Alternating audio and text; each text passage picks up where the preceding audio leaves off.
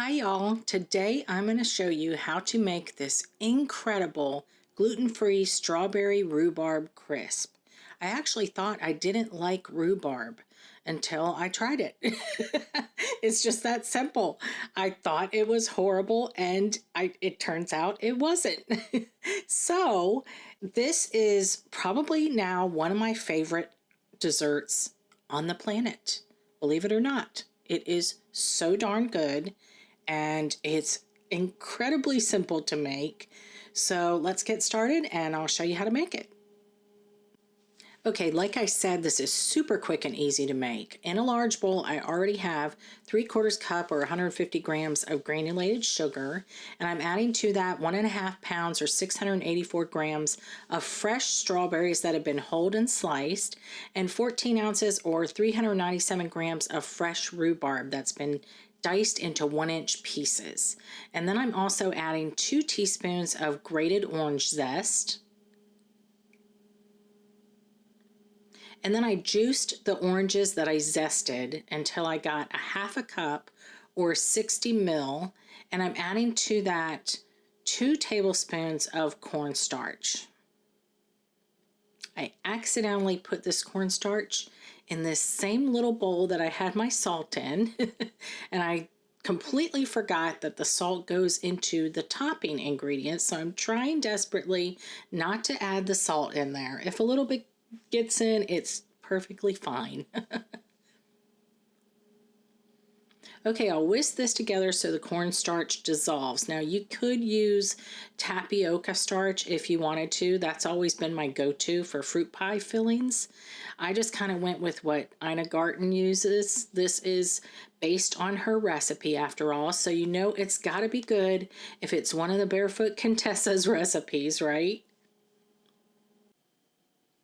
All right, that looks good. I'll just pour that over top of all the fruit and then I'll toss it all together. Easy peasy, just like I said. So simple. And this fruit is fresh and bright and it just screams spring.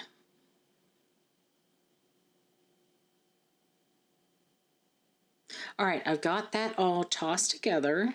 So let me grab my baking dish and I'll pour it right in here. I think this is around an 8 by 11-inch baking dish, but use what you have. As long as it's similar in size and capacity, it'll work just fine. Spread it out so it's even on top. And then I'm just going to set this aside while I make the topping.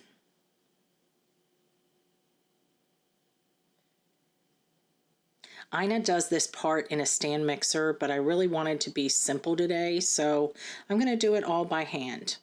I've got 1 cup or 140 grams of my gluten-free all-purpose flour blend, and I'm adding to that a 1/2 cup each, which is 100 grams each, of granulated sugar and light brown sugar. And then I've got my reserve salt, which is a 1/2 teaspoon, and then 1 cup or 86 grams of quick cooking oats. Now, I only ever buy the Purity Protocol oats that are available. There's a few different ones that you can find.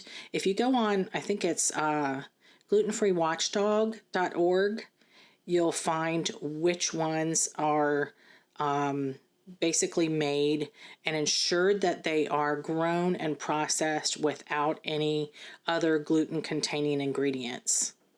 This particular brand is Bakery on Main, and I got it on Amazon. I'll leave a link for that below. And then I have 12 tablespoons or 169 grams of butter. And this is cold and cut into small cubes. And I'm just going to use my hands, like I said, because I don't want to get out my stand mixer right now. It's not working that great, and I really need to order a new one, and I haven't gotten around to doing that yet. So I'm just going to basically cut in the butter into the dry ingredients like you would a pie dough. But actually, I'm going to take it further to where it turns into like a cookie dough-like consistency. Like this.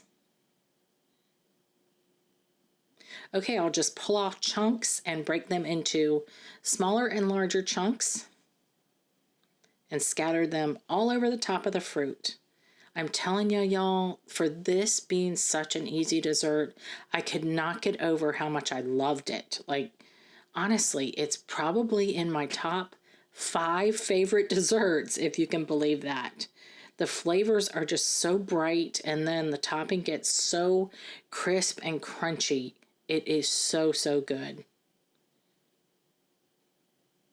All right, that's it. We'll bake this at 350 for 1 hour or until the juices are bubbling up around the edges. If I hadn't given up ice cream for Lent, I'd be serving this with a big old scoop of vanilla bean ice cream right now. But it truly doesn't need it, to be honest. It's just perfect on its own. Those sweet strawberries intertwined with that tart rhubarb, and the rhubarb gets nice and soft, and then that crisp on top. Heaven, y'all. As Ina would say, how easy was that? Enjoy.